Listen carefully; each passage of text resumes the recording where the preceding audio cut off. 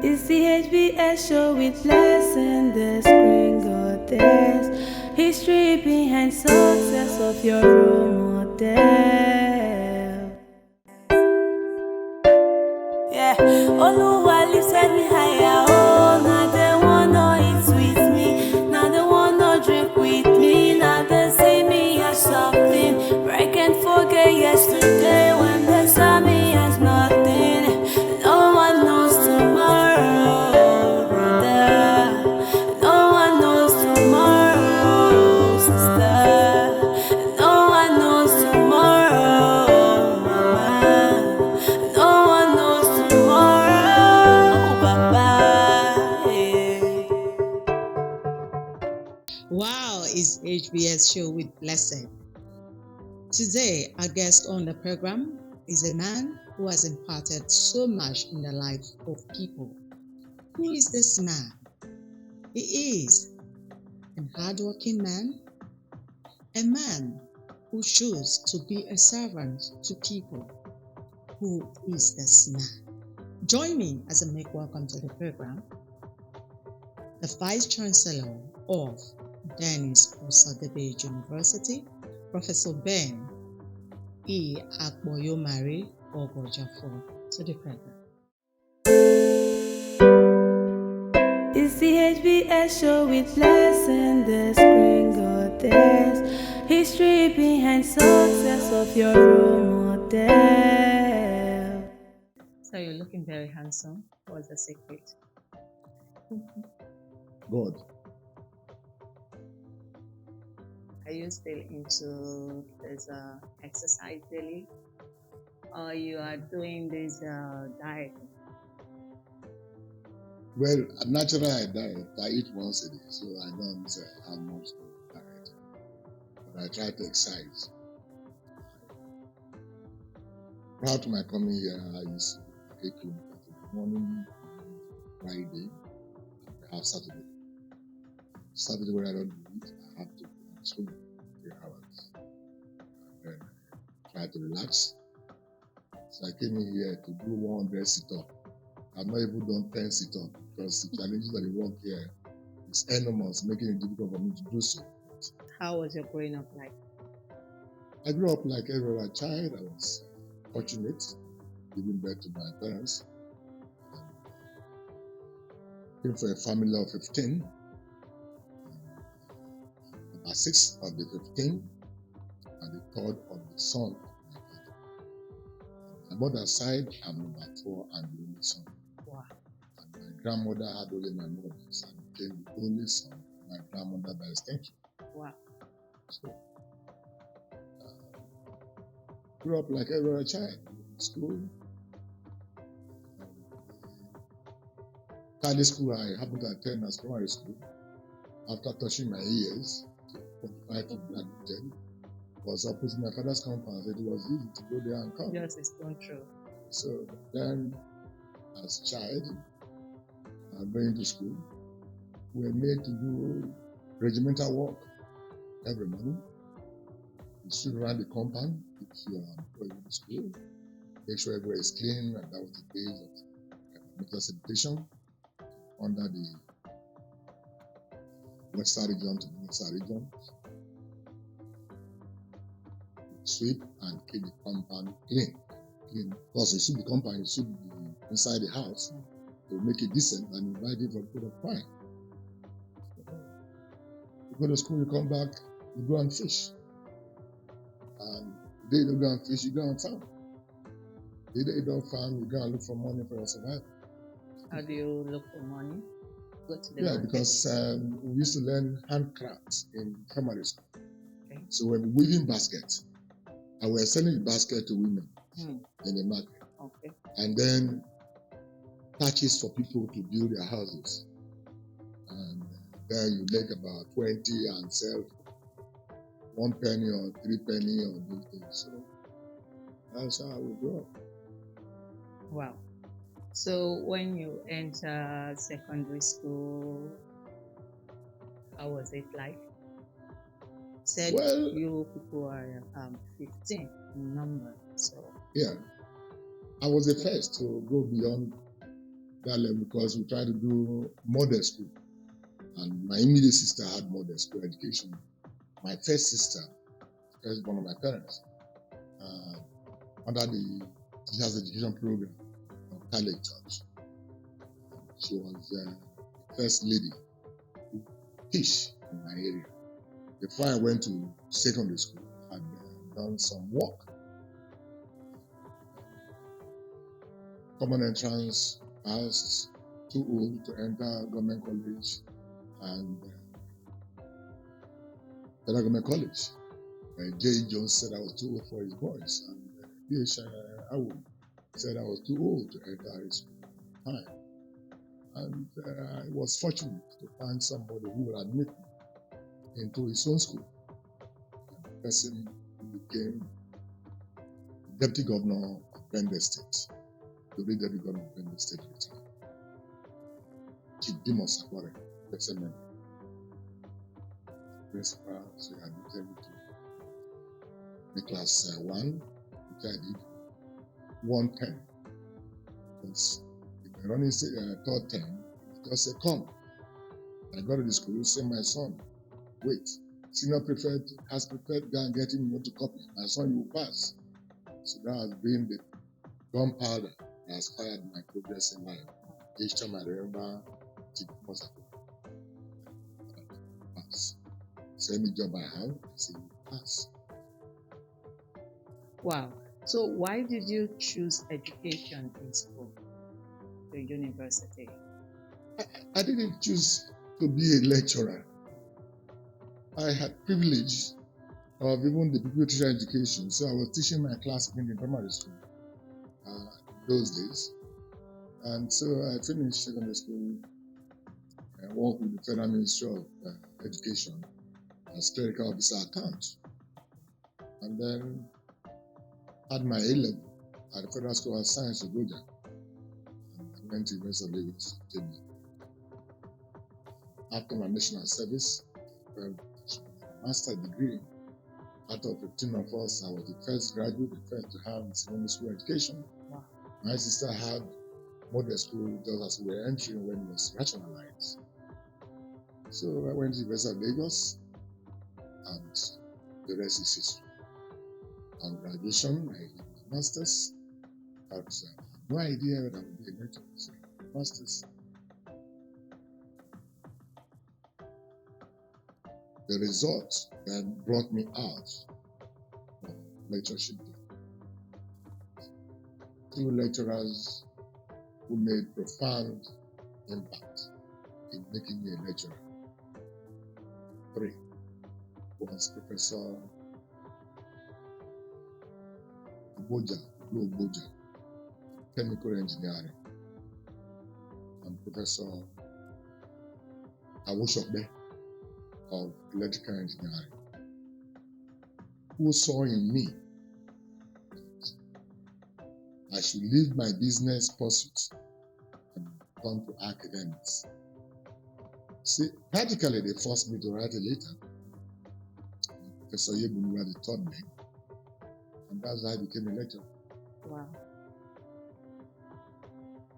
Beautiful. What are the challenges you experienced during your youthful days, and how were you able to overcome them? Well,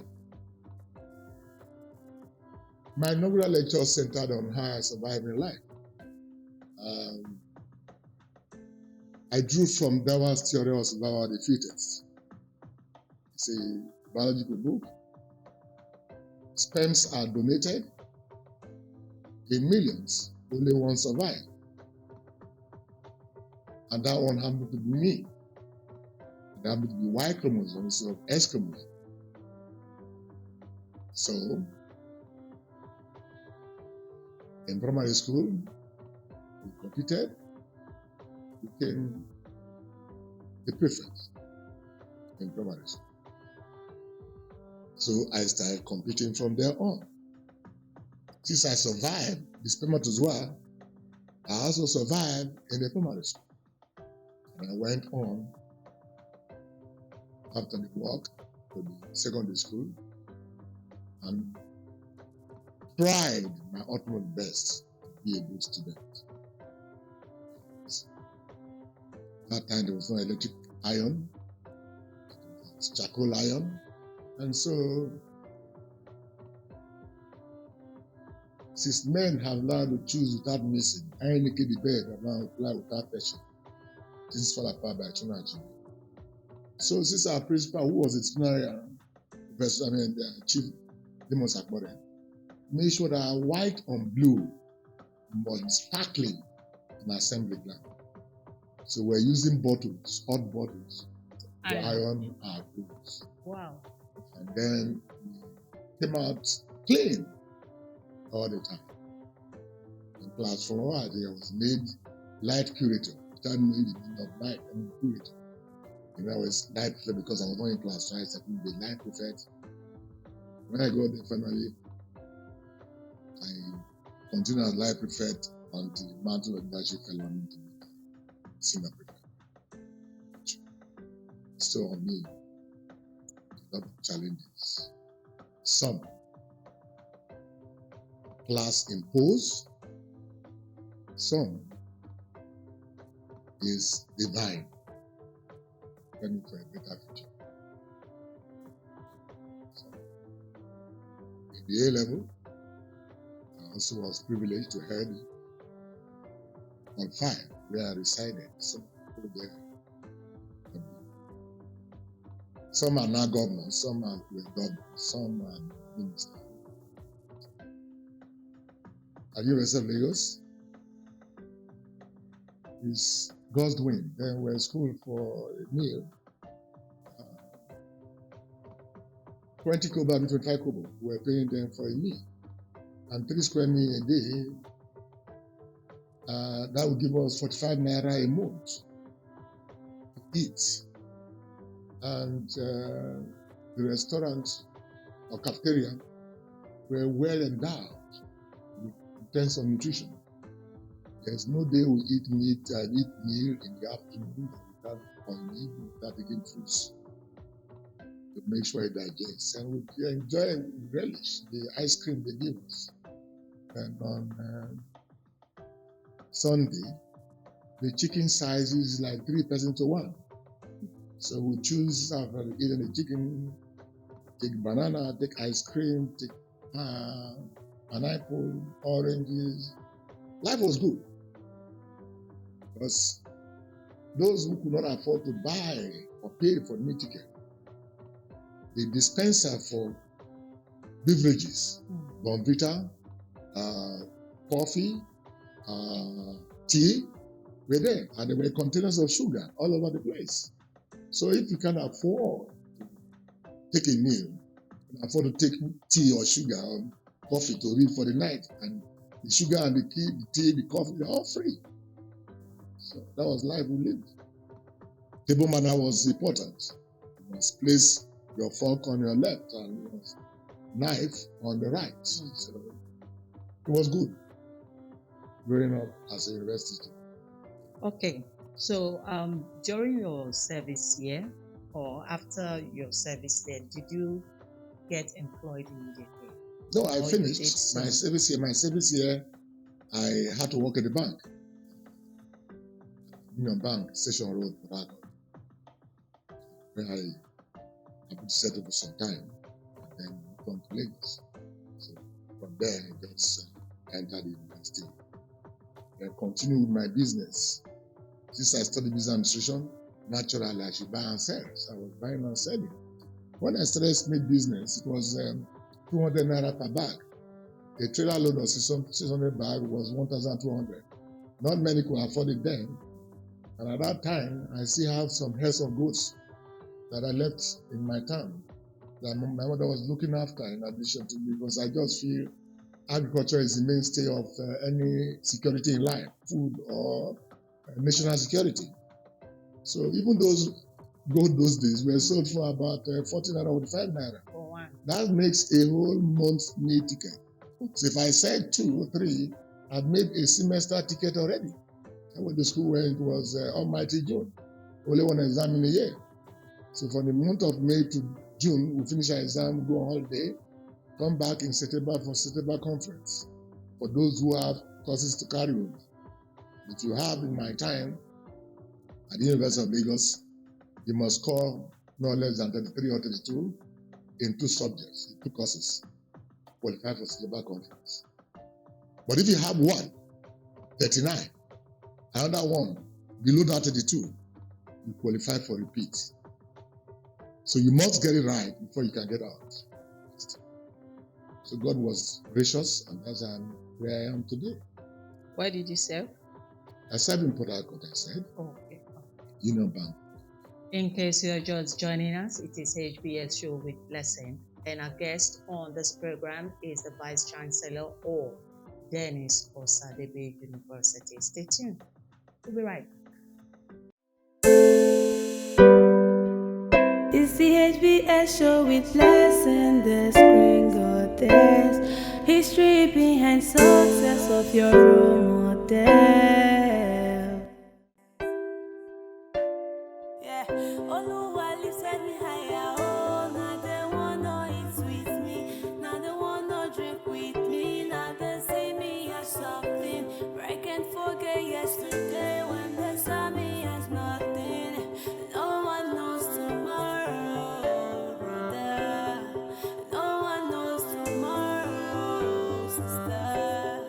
No one knows tomorrow, mama. It's the HBS show with lesson, the screen goddess. History behind success of your role model. Good to know that you're still there. You're still on the program HBS Show with Blessing. Don't forget to like and share our YouTube channel HBS Show with Blessing. And our guest on the program is Professor Ben E. Akpo-Yumari Oghojafor, Vice Chancellor of Dennis Osadabay University. So before that break, you were telling us about your youth service days and how you were doing little business, and also to make sure that you are comfortable in life.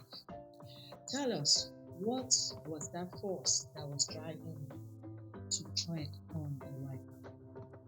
Because those days, there are the good friends and the bad friends, and the one that can lure you astray, and the one that will make you stay on the right path. So, what is that force that was pushing you to be focused every time? It was that discipline that my parents instilled in me, because they will always remind you about honesty, integrity, that what is important in life is to be honest to yourself, and in all you're doing, impact it on humanity.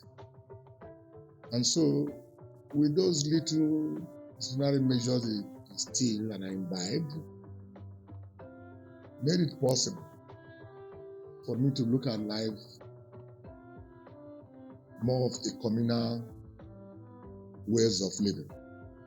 Since I'm from polygamous home, and we all ate together with our father when we were around, and it was easy for me to navigate my terrain in society wherever I found myself. So in school, we lived together. In everywhere I went to, we lived together. And there was a spirit, inner spirit, saying you must move on. You must move on. You must be this, you must be this. I don't know what spirit was. But later in life, I found that in every human being, there is innate desire that God has created in us. He said, before I formed you in your mother's womb, I know who you become. So those were the things that were propelling me to say, move on, move on, move on. When you give testimony in churches, it's linear. It doesn't seem to have any improvement at all. Life is not a straight line. It's multilinear. It's not a linear, but it's a multilinear model. So we went through all the ups and downs. And then face the challenges. If at first you don't succeed, try again until you succeed. If you don't succeed, keep trying until you succeed. So all I just managed is to blend my academics with my business and manage. And in the Word of God, choose you this day who you want to serve, God or Mammon. I cannot serve God and Mammon today. And it's true. I couldn't have done business successfully well and do academics successfully well. So at the time, I have to find a happy medium. Concentrate, do the business, get some money, and come back to do academics and then concentrate. But I am going to do business, I've lost businesses. When I come back again, I retrace myself. That's it. So can you tell us your most challenging period and a particular day you can never forget? Particular day I can never forget. Yes.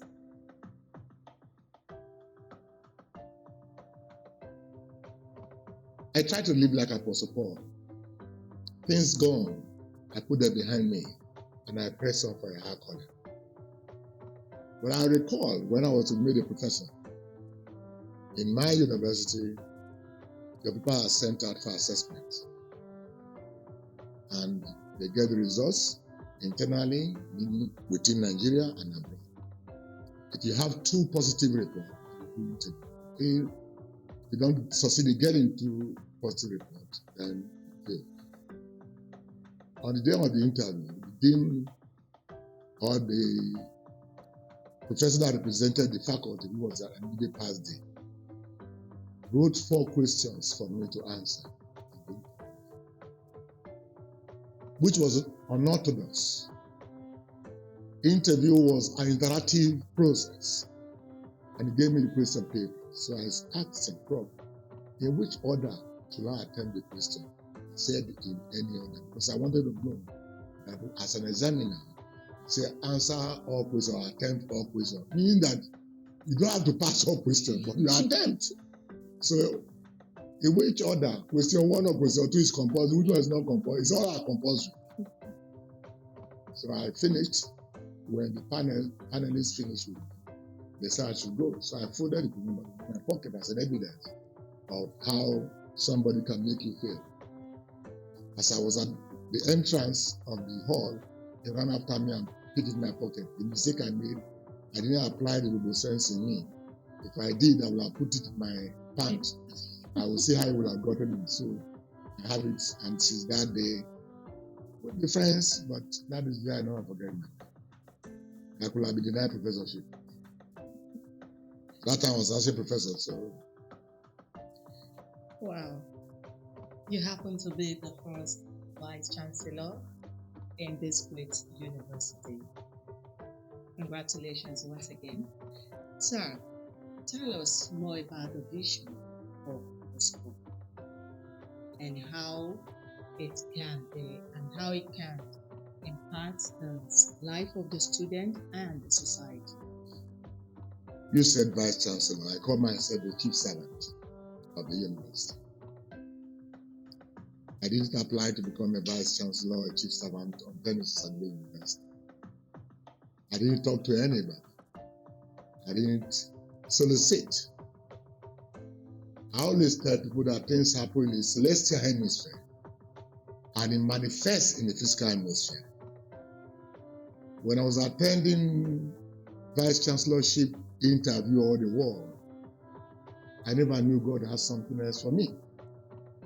And each of them, I didn't succeed, came first, or came second, or came third. It didn't make a world of difference to me as an athlete, I'm a sports person. So if I compete, either I win or I lose. Who wins? Celebrate. If you lose, celebrate. So each time I celebrated, I moved on with my life. And I was approached to come to Delta State when this university was established. I never knew I was coming here. They just said the government has asked us to come to come to be a vice chancellor in 3 years. I said, I'm not interested. I told Professor Kola, Professor, I'm not interested. But I've done a lot of things in my life that I just feel not happy about what's going on in my state. So I declined. It took them about 2 weeks of declining. And one night, Professor Kala, blessed memory, now called me up. I never met him in my life. He collected my phone number for some people when they gave my name to him. He used some profound words. I retired from Belgium, in Africa, and I have to come. I don't know. I sat down with a test with managers. So, one day to examine.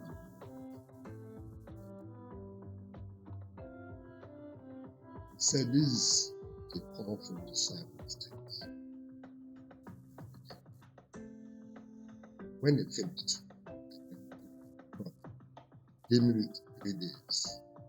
Let me seek creator and come here. And I did fasted and pray for 3 days. The 3rd day, it was clear to me that God has a purpose. So with that purpose, I came in here. And okay, after that, he said the governor will come. So the governor came into the gate and said, "This is Excellency Senator Governor of the I said, "Your Excellency, I have your number on my phone." So I do I have your number? I do have my number. I said, "Yes, I have your number." Because I led the delegation to you some time ago when my areas were invaded by herdsmen. Oh, I said, "But you didn't keep in touch." I said, "No, I don't have any needs. I didn't have any need to keep in touch. I just came to you for that and that's all." He laughed.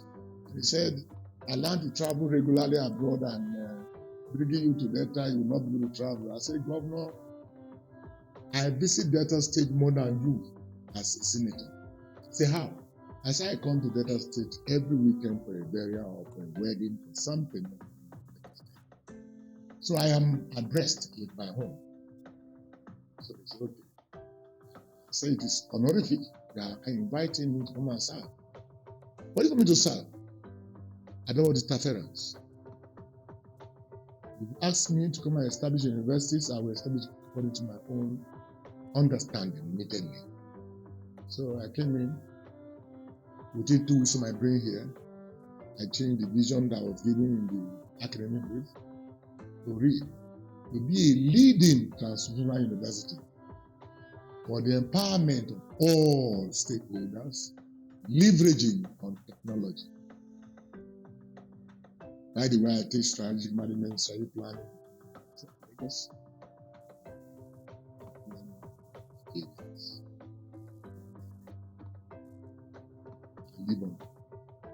it was easy for me to come, and I asked myself, what would prepare me to do more for the system?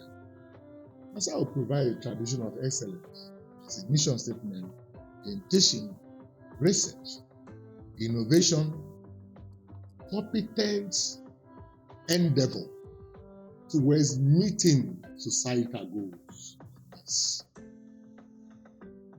So I choose for myself empowering future generations. Be staff, be student, power to liberate themselves from poverty and begin to reason in the wealth creation perspective or trajectory for successful living. So how would they be? I started by having that and try to create a hub. And while learning. And while learning. You are a student, you are studying, you do some job along the university line on internship so that you can earn some small money and support yourself and begin to learn the work ethics. And I want to make the students here to have extra skill that will make them competitive for employment. Take for instance, somebody studying science, agriculture. If I make English, use of English, not the GST, use of English, communication for them, their skill will be improved upon. If I have mathematical appreciation for those who are in humanity, who are now studying quantitative courses, By the time the world has come to that, by the time you come to a working environment or get a job, you will be quantitatively oriented. If you are not, the time will leave you by. And you are working, you are earning, then when you graduate, what will happen? You bring them. So we try to create a nexus at the airport and getting some people in the airport to send some of our students there to be working and learning there. When there are no lectures, we go there. Wow, that's beautiful. So, you just talked about the past governor of Delta State. So, what is the contribution of or the impact of His Excellency Sheriff Oscar? When Right Honorable Elder Sheriff Francis Osadabay was chosen as a flag bearer of PDP in Delta State, I sat back and reflected. From 1999 to date, how has Delta been? Delta has been governed by people who have executive knowledge. They came in either as commissioners, secretary of the government, senator, and all that. But here is somebody who has not been on the executive line, even though has been at the local government level, he has not been on the executive line at the state level. And as a strategist, what I write in my office in University of Lagos, in God I trust, others are strategize. So I created multiple scenarios of who is Right Honorable Sheriff Bolewori, whom I knew little or nothing about, but did my own search. And I said, the Messiah may not have come, but this could be a Messiah in making. Since he has no knowledge of any of those areas of governance, he will be more fortified and strengthened to do the right thing. I will enjoy, because he wants to leave a legacy. That when he's gone, all those who said he was not supposed to be there or supposed to be there, it could have been this, could have been that, will now begin to talk back and say, I know. In Roboland, in my place, in Muetala, Itakiri, the people who have said it's not possible will say it's not possible. God be the glory. And he has taken a few steps that I admire.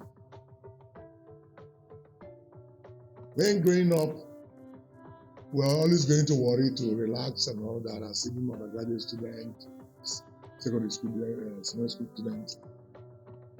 We used to see McDermott. We used to see Gomez. We used to see big companies constructing the roads there. And the history is there, they are still surviving. And the day I was sworn in, he made a profound statement that he will start with area of weakness. What is area of weakness? Warri is a wetland. So he understood that Warri is a wetland. And Warri, because it's a wetland, the construction there cannot be done by all Tom, Dick, and Harrys. And that he will give Warri his old place, because those days, Warri used to be a satellite of Lagos, where Lagos was capital.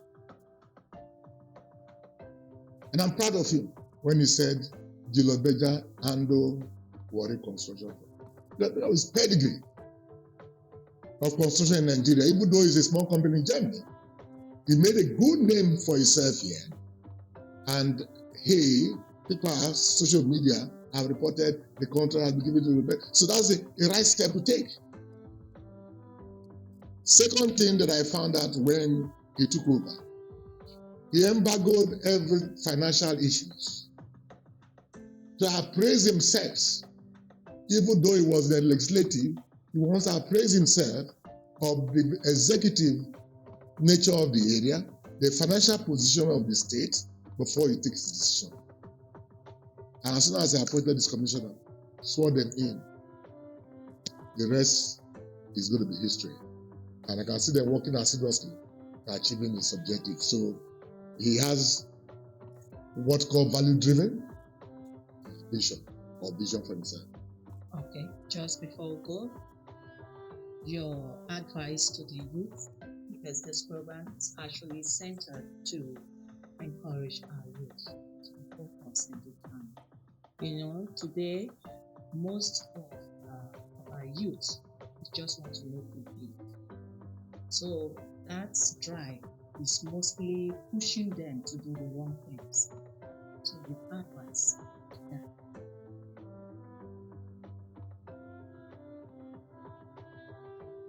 There was a song we used to listen to these days. Tell Sarah, Sarah, the future is not ours to tell. Tell Sarah, Sarah, the future is not ours to tell. We can't. Sarah, the future is not ours to tell. Sarah. So the future is not for the youth to tell. But the youth have been given opportunity, avalanche of opportunity, to choose among personality in society who to take good quality from, and jettison the bad quality in those personalities to make their own identity. It's possible. I have many friends who are into many things, and I relate with them. I choose what to take in relating with them, so that I don't copy wholesale, because God created me. He said, you are wonderfully made in my image. Yet you are also wonderfully made in your own image of God, but you are different from me. So it's only the good things in you that I'm going to borrow to move on. Every child must focus on what I refer to as Boy Scout motto, which we used to use when we were young. Be prepared. Because the future cannot be prepared for you. You can prepare for the future. In our generation, we're the first generation to go to university. Our parents never attended university. We never saw falls of the university. We didn't feel deprived. Those who went to government colleges, federal government colleges, we went to the same class in the university, and we also leveled up. When were they leveled up? We all graduated. We all came out. The school you attend cannot determine what you become. It's a function of your inner self to know honesty, integrity, transparency, loyalty, dedication, commitment, among others. And say, God, give me wisdom, knowledge, and understanding to succeed in life. Guide my utterances. Choose what I need to do for me. I will walk along that area. I'm not saying that a youth should go and sleep in church or shrine or mosque and be praying to get rich. He will be a poverty-stricken person. If he gets rich, the work will not last because there's no foundation. Do you understand me? So every child that is growing up now, I tell people, to every generation, they have their own blessings and their own curses. Part of the curses of this generation is social media. How to navigate it is left for everybody to make up his mind. In my time, you are writing a love letter to a friend or to a girlfriend. I hope this letter meets you in good condition as I am here swimming in the ocean of love for you. Those were like this at the Chase, Dennis Robbins kind of writing love letter across. These days you carry your phone, babe, how you doing? I miss you. If you spend more time there, you are going to go the other way. Because time waits for nobody. The most scarcest commodity in the whole world is time. Money can't buy time. So if these youth want to survive, they should learn how to use social media, because that's the future, and learn how to concentrate to define a vision for themselves. For 4 years, 3 years, 4 years, 5 years, 10 years from now, this is how I want to be. How do I get there? You begin to process it. You may handicap financial, like I tell people, to become rich is not money. The first principle is initiative. To have the intellect to know I want to succeed in life. You define it, you look for the opportunity, and you prepare for it.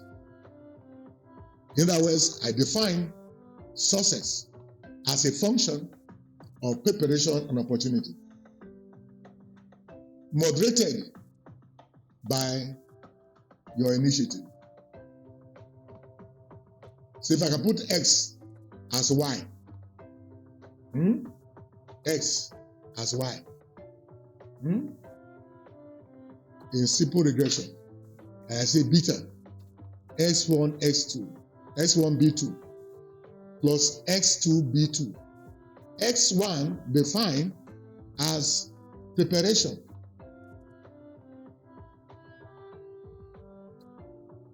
X2 as capital or initiative. S3 as capital.